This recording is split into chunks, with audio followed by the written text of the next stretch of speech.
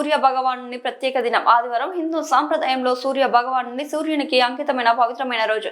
ఈ రోజు సూర్యదేవిని ఆరాధించడం వల్ల ఆరోగ్యం, ఆయుష్మాన్ భవం, విజయం, ధనం మరియు ప్రసిద్ధి లభిస్తాయని విశ్వాసం ఉంది.